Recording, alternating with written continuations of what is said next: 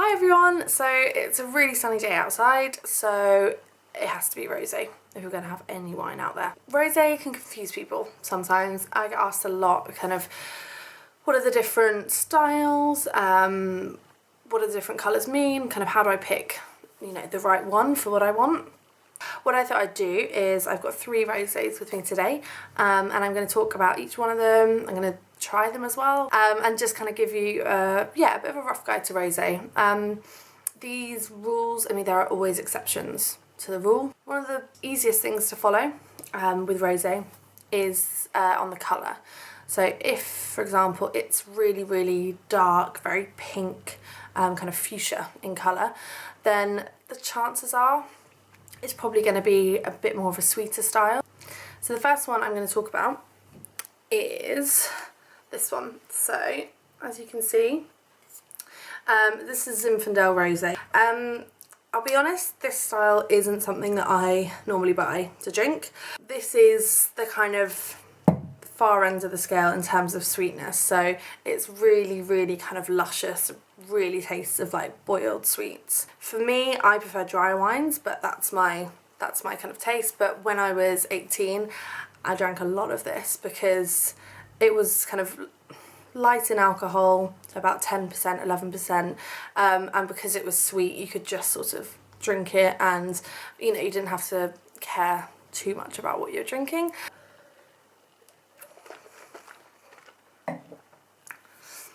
Really sweet.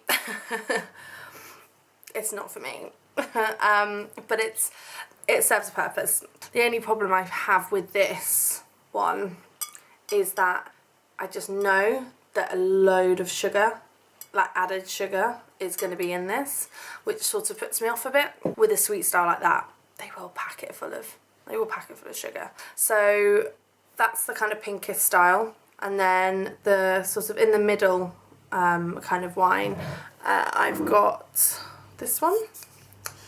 So this I thought would be really interesting because it's not really, really pale, but then it's not really, really pink either, so it's in the middle. So how do you know what this is going to taste like? The Spanish rosé tends to be quite pink in colour because they use Tempranillo or Cabernet Sauvignon or Grenache that have quite dark coloured skins on the grapes, so it gives quite a lot of colour to the wine.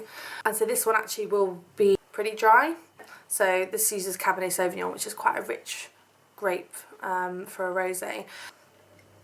Really, really, it's still got loads of fruit to it, so it still smells like strawberries, but there's like peaches in there, a bit of raspberry, like a bit of cranberry. I've never had that before, but I really like it. Quite impressed with that one actually. So that, yeah, it's quite full-bodied. So it's a really good wine if you like quite full-bodied red wines, but you want something a bit, maybe you want something cold, maybe it's warm outside and you want to just kind of have something a bit more refreshing. That would be a great one to go for. I think Spanish rosés are quite often overlooked because they quite often have this really dark colour and people go, oh god, it's going to be really sweet, it's not what I want.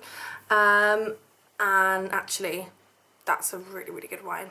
Really impressed with that one. I'm going to remember that. Last one that I'm going to show you is my favourite of the 3. A lot of winos will say that the only rosé you can drink has to be from Provence. They do make really, really good rosé. So this is the Skittle shaped bottle one. I'll show you that one. Someone once told me it's like a lady shaped bottle. You can kind of see that, the hourglass figure. This is a really good go-to wine. So if you like dry white wine, if you like something crisp and refreshing, then definitely go for Provence Rosé.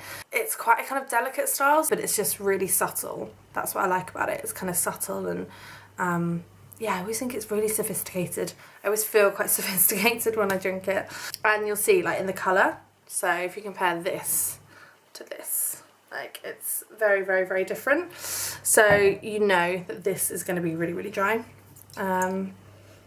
As you can see by my lipstick, I have already had a drink of this one because it's my favourite. It's just really, it's really crisp and refreshing. It has like red fruit, so like raspberries, strawberries, which is really nice. It's kind of got different layers. Provence Rosé tends to be a little bit more expensive, so in a supermarket you'll pay maybe like £7-8 minimum, and then they go up. Actually, good fact for you, Brad and Angelina actually bought a chateau in Provence called Chateau Miraval. They actually, I don't know what's going to happen to it now they've broken up. If they're going to sell it or one of them's going to keep it, I don't know, but they do a really, really good rosé, and that will cost you about 17 quid a bottle. But I think, yeah, for just under a tenner you can get a really, really good bottle, and I think it looks really good. If you take it to a dinner party or a barbecue, you'll get some really good kind of brownie points. What I want to say with rosé is that there's many different styles, and it does depend on what you like. If you like something dry, then go for Provence. If they don't have anything from Provence, anything from the south of France tends to be quite fruit driven and quite dry, or something from Bordeaux.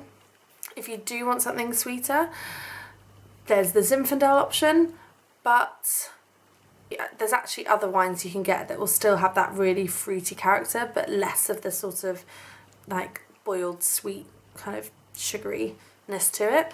So Rosé d'Anjou, which is from the Loire, that's a sweeter style. And yeah, let me know if you find anything that you like. That'd be really cool to hear about. But as ever, like, comment, subscribe. Any questions, then do let me know. But yeah, hope you all enjoy the sun, and yeah, get some rosé. Thanks, bye.